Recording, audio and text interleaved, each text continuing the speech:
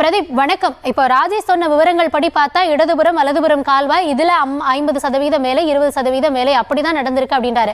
இப்போ இந்த திட்டத்தை முழுமையா முடிக்காம இருக்கிறதுக்கு காரணங்கள் என்ன? உண்மையிலேயே அந்த லேண்ட் அக்யூசிஷன் அது நடக்காம இருக்கிறது தான் காரணமா இருக்கா, இல்ல சென்ற ஆட்சி காலத்துல அது தொடர்பான கவனம் செலுத்தப்படலையா, என்ன நடந்திருக்கு, அங்க பணிகள் மேற்கொள்ளப்பட்டு எந்த அளவுல நிலுவையில இருக்கு, விவசாயிகளும் மக்களும் என்ன சொல்றாங்க?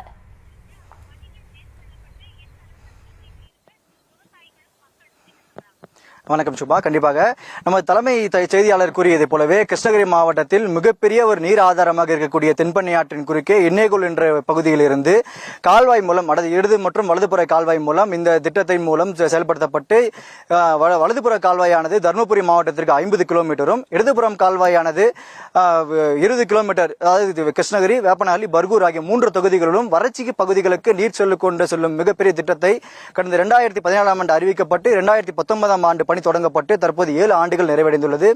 7 ஆண்டுகளாக இப்பகுதியில் பணிகள் வெறும் ஆமை வேகத்தில் தான் நடைபெற்று உள்ளது.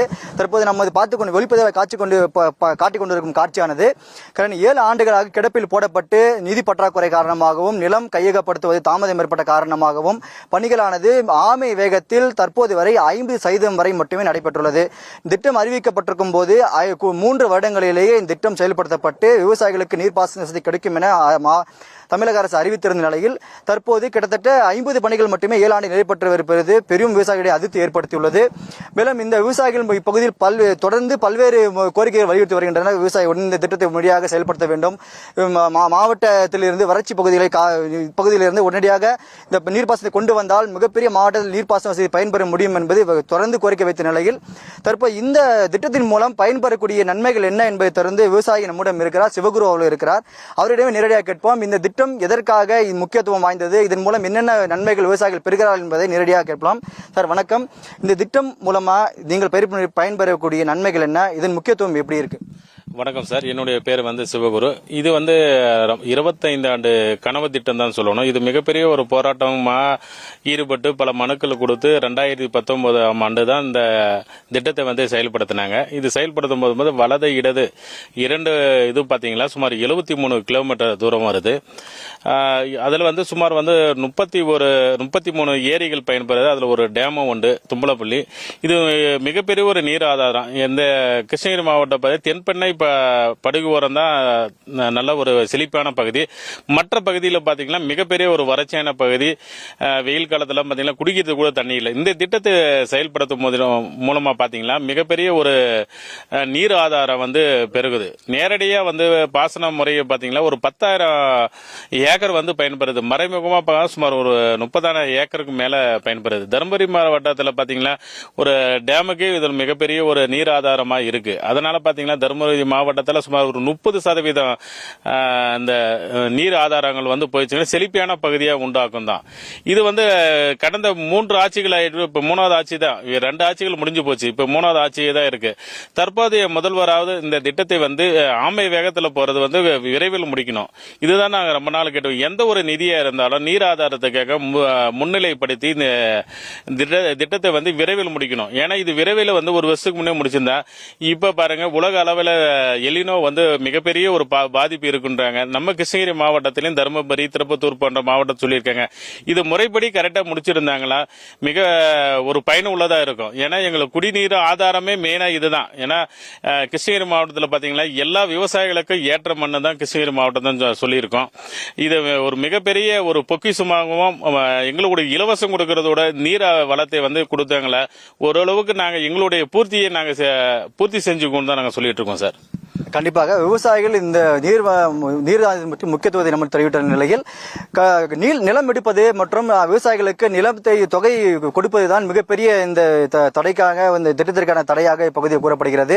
திட்டத்தின் மூலம் நிலத்தை கையகப்படுத்தும் பொதுமக்கள் நம்முடைய நேரடியில் அவரிடம் கேட்போம். வணக்கம். இந்த பகுதி நிலத்தை கையகப்படுத்துவதற்கு தாமதம் என ஏற்படுது, அதுக்கு நீங்க தடையா இருக்கீங்களா, இல்ல அரசு என்ன இழப்பீடு உங்களுக்கு கொடுக்கல? ஐயா வணக்கம், நான் கிருஷ்ணகிரி மாவட்டம் தேன் பழனிசாமி. பாத்தீங்கன்னா இந்த நிலம் கையகப்படுத்துறதுக்கு 7 ஆண்டுக்கு முன்னே உத்தரவிட்டு எங்ககிட்ட சர்வே பண்ணாங்க. சர்வே பண்ணக்குள்ள என்ன திட்டத்தினுடைய மதிப்பீடோ அன்னைக்கு அளவுல கொடுத்ததோட சரி, ஆரம்ப ஸ்டேஜ்ல இருந்த முதல் வேலை செய்த இடத்துல மட்டும் கொடுத்துட்டு இருந்தாங்க பணத்தை. எங்களுக்கு கடைசி வர வர வர பாத்தீங்கன்னா யாருக்கும் இழப்பீடு கொடுக்கல. கொடுக்காததுனால நாங்கள் வந்து ஒரு சில ஆளுங்க பார்த்தீங்கன்னா எங்கள் ஊருக்காரே ஒருத்தருக்கு பார்த்தீங்கன்னா போர் பாயிண்ட் ஒன்று போகுது, கிணறு ஒன்று போகுது, வீடுமே பாதி போகுதுங்க இந்த லைனில் அப்படி இருக்குள்ள இழப்பீடு வந்து சரியானபடி 7 ஆண்டுகளாக முழுமையாக போய் விவசாயிகள் எங்கள் ஆளுங்களுக்கு சேரல. அதனால் வந்து பாதிக்கப்பட்டவங்க நேரடியாக வந்து ஒரு சிலர் வந்து தடங்களை ஏற்படுத்துறது உண்மைதாங்க. இந்த தடங்கள் ஏற்படுத்தாத இருக்கணும்னா ஒரே வழி விரைந்து செயல்படணும். இப்போ இருக்கிற என்ன மதிப்பீடோ அதை தயவு செஞ்சு விவசாயிகளுக்கு கொடுத்தாகணுங்க. கொடுத்தாதான் வந்து இந்த பணி வந்து தொய்வில்லாத நடக்கும். எங்கள் ஊருக்காருக்கு நாங்கள் சப்போர்ட் நிற்கிறோம். நாங்கள் முன்ன நின்று பணிகள் வந்து தடைபடாமல் நாங்கள் செய்யறதுக்கு ஆவணம் செய்கிறோம். கூட இருந்து எங்களுக்கு உயிராதாரமே உயிராதாரம் நீர் தான். கால்நடை வளர்க்கணும், எங்கள் குடும்பத்தை வளர்க்கணும், நாங்கள் செடி கொடி பயிர் வெள்ளாமை பண்ணணும். அப்படி இருக்குள்ள எங்களுக்கு நீராதாரம் இல்லைன்னா நாங்கள் ஒத்துழைப்பு கொடுக்க தான் செய்வோம். ஆனால் திட்டத்தின்படி விரைந்து செயல்பட்டு இன்னைக்கு என்ன மதிப்பீடோ அதை கொடுக்கணுங்க. 7 ஆண்டுக்கு முன்னே இருந்த மதிப்பீடுகள்லாம் இப்போ செல்லுபடி ஆகாதுங்க.